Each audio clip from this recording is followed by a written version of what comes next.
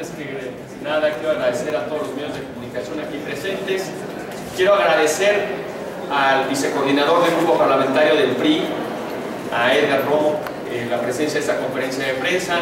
Está con nosotros la diputada federal de la bancada del Verde, Regina Giola, el diputado Emilio Salazar y su servidor.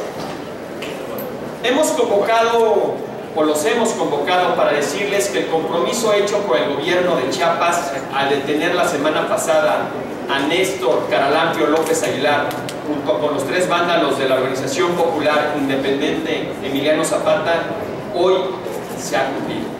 Finalmente, se logró la captura de los 7 implicados en el cobarde ataque a maestros y a maestras de la tercera edad ocurrido hace algunas semanas en el municipio chiapaneco de Comitán. Vidal Márquez Cruz, Gabriel Márquez González y Araceli Sánchez Cruz se sumaron antier a la lista de agresores detenidos y encarcelados que habían sido señalados por los propios maestros humillados.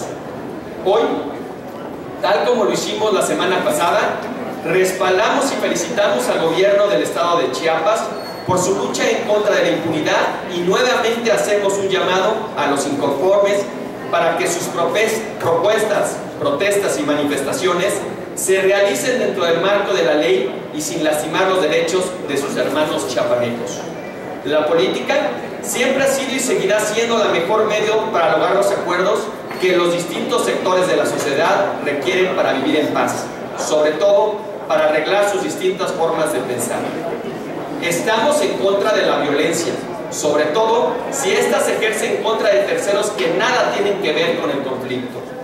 Somos respetuosos del derecho de manifestación, pero este siempre se debe llevar a cabo de manera pacífica.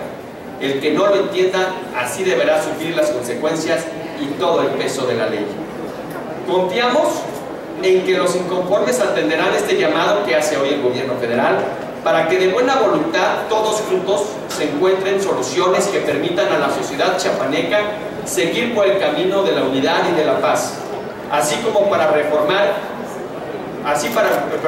para que la reforma educativa que se ha emprendido en todo el país se concrete y se encuentre en Chiapas a uno de sus mejores promotores. Muchas gracias por su atención y estamos abiertos a cualquier pregunta que tengan los medios de comunicación. Tenemos una pregunta de Adrián Ojeda de CCO. Diputados, el día de hoy en la mañana el gobernador de Chiapas informó en una entrevista radiofónica que los maestros faltistas, de una lista de maestros faltistas, de maestros que ya han sido despedidos, y que hay un monto de 53 millones o una suma parecida que el gobierno estatal ha podido recuperar o va a recuperar debido a esos maestros que no han ido a dar clases, que hay más de 300 escuelas, si no mal escucho, mal recuerdo, cerradas en esa entidad. Los diputados de su partido, ¿qué exhortan a decirle tanto al gobernador como a los maestros? Porque aquí las únicas víctimas siguen siendo los niños. A ver, nosotros hemos sido claros en el respaldo absoluto al gobernador Manuel Velasco Cuello en sus gestiones y al decir que la ley se tiene que respetar.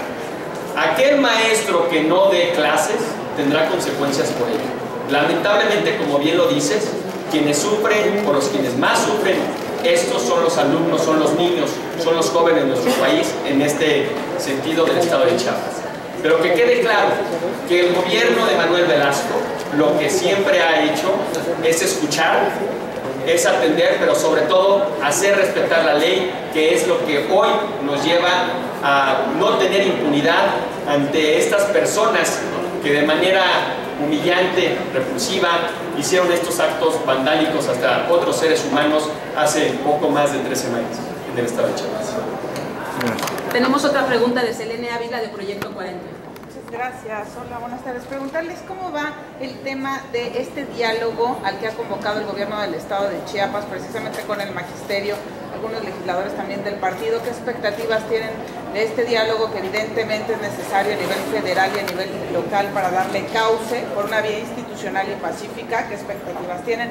Y por otro lado, abundando en el tema de los maestros, también se decía que hasta en Cuevas habían estado buscando a los simpatizantes de los maestros que habían rapado a los docentes. Entonces, si tienen algún conocimiento. Gracias, Elena. ¿Cómo estás?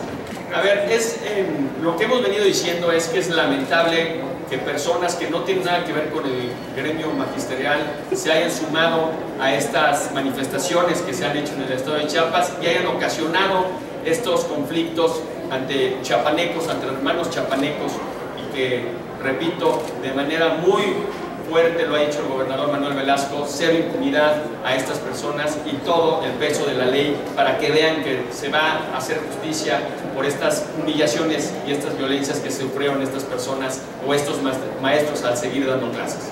El tema de las mesas, por sobre todo, hemos dicho que la política tiene que sobrepasar cualquier tipo de conflicto. Nosotros esperamos que en estas mesas, en esta política que se está generando tanto en gobierno federal como en local, se va a llevar a consensos, pero que somos muy respetuosos de lo que ya tenemos como ley y somos muy, digamos, muy tajantes al decir que la reforma educativa ha sido a bien. Hemos logrado una reforma que tanto el gobierno federal como las entidades federativas y la ciudadanía en general ha venido añorando por muchas décadas. Fue una reforma muy difícil de consensuarse y ya la tenemos. Lo que tenemos que entender es que tenemos que aplicarla y tenemos que también respetar el derecho a manifestaciones y el derecho a la libertad de expresión, siempre y cuando lo hagan de manera pacífica. Por el momento no tenemos más preguntas. Gracias, Elena.